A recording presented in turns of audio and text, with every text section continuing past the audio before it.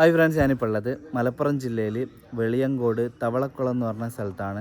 ഇവിടെ വന്നത് സബീനാനെ കാണാനാണ്. സബീന നമുക്ക് പറ്റിയ നല്ലൊരു വരനെ നമുക്ക് കണ്ടെത്തണം. സബീനയ്ക്ക് പഠന വൈകല്യമുണ്ട്, പിന്നെ ചെറിയൊരു പക്വത കുറവാണ്. നിങ്ങളെല്ലാവരും കൂടെ നിൽക്കണം കേട്ടോ. സബീനാൻ്റെ കല്യാണം നമുക്ക് എത്രയും പെട്ടെന്ന് നടത്തണം. ഇതാണ് വീട്. ഇതാണ് കേട്ടോ സബീന. സബീന എന്തൊക്കെയാ വിശേഷം? സുഖല്ലേ? ഇത് സബീനാന്റെ ഉമ്മയാണ്. ഉമ്മാന്റെ പേരെന്താ? സുബൈദ അല്ലേ? നിങ്ങൾക്ക് എത്ര മക്കളാ? 2 മക്കൾ. ഒരു മോനുണ്ടായിരുന്നു, മരണപ്പെട്ടാണ്. ഇപ്പോൾ 2 പെൺകുട്ടികളാണ് കേട്ടോ. ഇപ്പോൾ മൂത്താളുടെ കല്യാണം കഴിഞ്ഞില്ലേ? സബീനക്ക് എത്ര വയസ്സുണ്ട്? 30 അല്ലേ?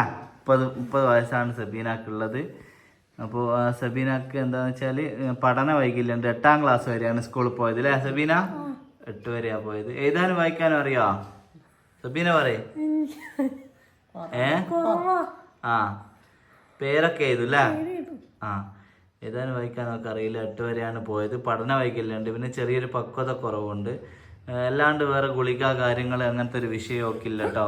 ഓളെ കാര്യങ്ങളെല്ലാം തുറന്നു പറഞ്ഞിട്ട് അത് മനസ്സിലാക്കുന്ന ഒരു പാർട്ട്ണറിനെയാണ് നമുക്ക് വേണ്ടത്.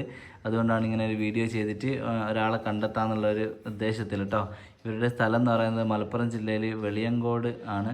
പൊന്നാനീൻ്റെ അടുത്തുള്ള വെളിയങ്കോട് തവളക്കുളം എന്ന് പറഞ്ഞ സ്ഥലത്താണ്. അപ്പോൾ നമുക്ക് ദൂരം പ്രശ്നമുണ്ടോ അമ്മ? അതെ, ഉപ്പ മരണപ്പെട്ടാണ്, പിന്നെ ആൺകുട്ടികളും മരണപ്പെട്ടാണ്, പിന്നെ ഇവർ 2 തന്നെയാണ്. പിന്നെ എല്ലാവരും സഹായത്തിനൊക്കെ എല്ലാവരും ഉണ്ട്. എങ്കിൽ പോലും ഇങ്ങോട്ട് വന്ന് നിൽക്കുന്ന ഒരാളായാലും നമുക്ക് ഓക്കെ ആണ് അല്ലേ? ഇങ്ങോട്ട് വന്ന് നിൽക്കാൻ പറ്റിയ ഒരാളാണെങ്കിൽ അത്രയും സന്തോഷമോളം മനസ്സിലാക്കുന്ന, അതെ, ജോലിക്ക് പോയിട്ട് ഓളെ നോക്കുന്ന ആളായിരിക്കണം. മോൾ ഇവിടുത്തെ എല്ലാ കുക്കിംഗ് അറിയാവാ സബീനക്ക്? ഭക്ഷണം ഉണ്ടാക്കലുണ്ടോ? എന്തൊക്കെ ഉണ്ടാക്കുവോ?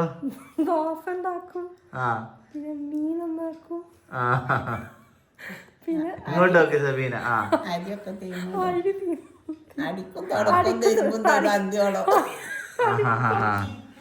അതെ, ബാക്കി കാര്യങ്ങളെല്ലാം ഇവിടെ നല്ല സ്മാർട്ടായിട്ട് ചെയ്യില്ലേ സബീന?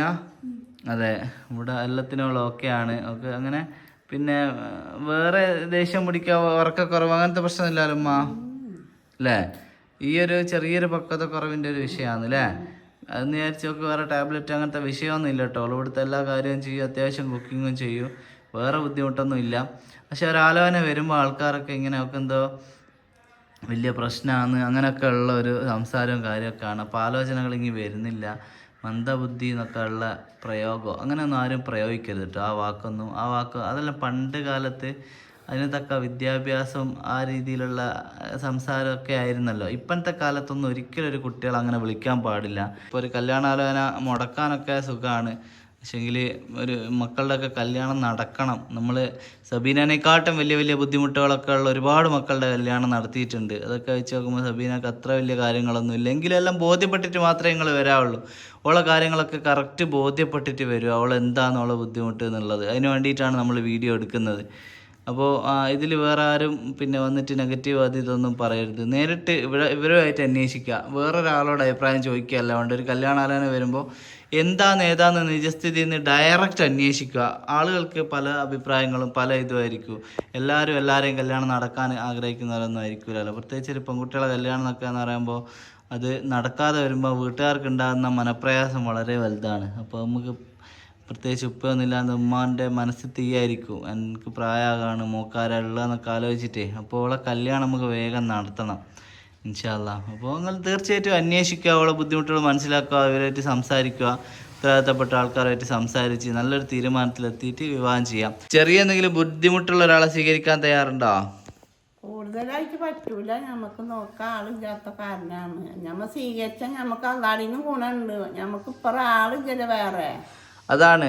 അപ്പോൾ ജോലിക്ക് പോയിട്ട് ഓളെ നോക്കുന്ന ചെറിയ എന്തെങ്കിലും ബുദ്ധിമുട്ടാണെങ്കിൽ കുഴപ്പമില്ല. പക്ഷെ ഓവറായിട്ടുള്ളത് ആവരുതെന്നാണ്. 2 ഒരേ ബുദ്ധിമുട്ടാകുമ്പോഴുള്ള പ്രശ്നങ്ങളുണ്ടല്ലോ. ഇപ്പോൾ എഴുതാനും വായിക്കാനും അറിയില്ല. അപ്പോൾ പഠന വൈകല്യം അല്ലാത്ത ചെറിയ എന്തെങ്കിലും ഇതാണെങ്കിൽ കുഴപ്പമില്ല. അല്ലെങ്കിൽ ഓളെ ജോലിക്ക് പോയിട്ട് ഓളെ നോക്കാൻ പറ്റുന്ന അങ്ങനെയുള്ള നമുക്ക് നോക്കിയിട്ട് ചെയ്യാം. എന്തായാലും ആലോചനകൾ വരട്ടെ. പിന്നെ ഇങ്ങോട്ട് വന്ന് നിൽക്കുന്ന ആളെ തന്നെയാണല്ലോ നമ്മൾ മാക്സിമം നോക്കുന്നത് അല്ലേ? പിന്നെ കെട്ടിച്ചേക്കാനാണെങ്കിലും അധിക ദൂരം എത്തിച്ചേക്കാൻ നമ്മൾ ഓക്കെ അല്ലേ? അധിക ദൂരം അല്ലാത്തല്ലേ? ഈ വെളിയങ്കോട് മലപ്പുറം ജില്ല മാത്രം മതിയോ? ഇപ്പം മലപ്പുറം ജില്ലയും തൃശ്ശൂർ ജില്ലയും മാത്രമാണ് നമ്മൾ നോക്കുന്നത് കേട്ടോ. ആ 2 ജില്ലയിൽ നിന്നുള്ള ആലോചനകൾ വരട്ടെ. ഇൻഷാ അല്ലാഹ് എത്രയും പെട്ടെന്ന് നല്ലൊരു ആലോചന നമുക്ക് വരട്ടെ.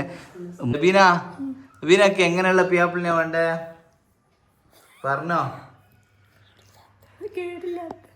ആ മോളെ നോക്കുന്ന ആളായാൽ മതിയില്ല. അതെ, ഇപ്പോൾ തീർച്ചയായിട്ടും അവളെ മനസ്സിലാക്കുന്ന നല്ലൊരാൾ വരട്ടെ. നിങ്ങൾ മാക്സിമം വീഡിയോ ഷെയർ ചെയ്യാം കേട്ടോ. വേറെ ഉമ്മാക്ക് എന്തെങ്കിലും പറയാനുണ്ടോ? വേറൊന്നുമില്ലല്ലോ. അപ്പോൾ 30 വയസ്സല്ലേ സബീനക്കായത്, നമുക്കൊരു എത്ര വയസ്സ് വരെയുള്ള ആലോചന സ്വീകരിക്കാം? ഒരു 35-40 ഉള്ളിൽ അല്ലേ? ആ, ഒരു 40 വയസ്സിൻ്റെ ഉള്ളിലുള്ള ആലോചനകളാണ് നമുക്ക് വേണ്ടത്. അപ്പോൾ പിന്നെ അമ്മ വേറെ പ്രധാനപ്പെട്ട കാര്യം, നമ്മൾ വീഡിയോ ചെയ്യുമ്പോൾ പല ആൾക്കാരും പല സ്ഥലത്തു നിന്നാണ് വിളിക്കുന്ന എല്ലാവരും നല്ലവരായിരിക്കില്ല. അപ്പോൾ നല്ലപോലെ അന്വേഷിക്കണം കേട്ടോ. കല്യാണ ശേഷമുള്ള ഒരു കാര്യത്തിന് എനിക്ക് യാതൊരു ഉത്തരവാദിത്വം ഉണ്ടാവില്ല. നിങ്ങൾ തന്നെ അന്വേഷിച്ച് ചെയ്യണം. ഓക്കെ, ആർക്കും അവരെ ഫോട്ടോ അയച്ചു കൊടുക്കണ്ട, വീഡിയോ കോൾ അത് ഇതെന്നൊന്നും പറഞ്ഞാൽ അതൊന്നും നിൽക്കരുത്. പിന്നെ അവളോട് നേരിട്ട് വന്ന് പെണ്ണ് കണ്ട് ബോധ്യപ്പെടാനുള്ള, അവളോട് സംസാരിക്കണം, അതായത് ഒന്നും പറഞ്ഞാൽ അങ്ങനെ ഇത് അനുവദിക്കണ്ട കേട്ടോ. ആൾക്കാർ പല ടൈപ്പാണ്, അതൊക്കെ ശ്രദ്ധിക്കണമെന്ന് ഫോൺ എടുക്കുന്ന നിൽക്കാനോട് പറയാൻ കേട്ടോ. ഓക്കെ, നേരിട്ട് വരിക, വന്ന് അന്വേഷിക്കുക, അങ്ങനെ അന്വേഷിച്ച് ഉത്തരവാദിത്വത്തിൽ ചെയ്യാം.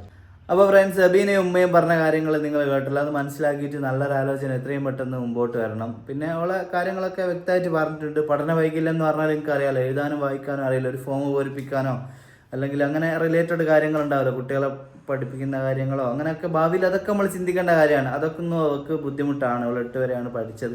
പിന്നെ ചെറിയൊരു പക്വത കുറവ്, ഇതിൻ്റെ ഭാഗമായിട്ട് തന്നെ ചെറിയൊരു പക്വത കുറവുണ്ട്. അതിൽ പെൻഷനും കാര്യങ്ങളൊക്കെ അവർക്ക് കിട്ടുന്നുണ്ട്.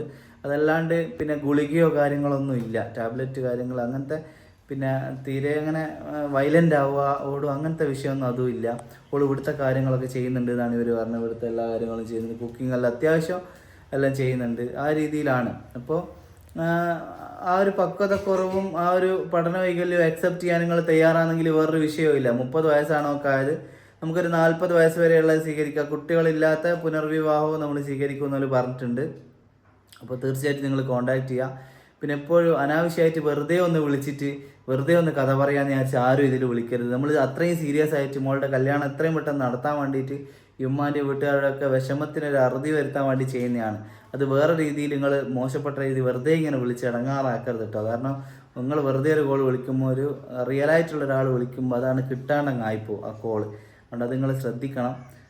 ഇൻഷാ അല്ലാഹ് അവളെ കല്യാണം നടക്കട്ടെ. പിന്നെ ഞങ്ങളെല്ലാവരും നമ്മുടെ വീട്ടിലൊരു കുട്ടി എന്നുള്ള രീതിയിൽ തന്നെ ഷെയർ ചെയ്യൊക്കെ വേണം. ഓക്കെ, അപ്പോൾ എത്രയും പെട്ടെന്ന് കല്യാണം നടക്കട്ടെ ഇൻഷാ അല്ലാഹ്.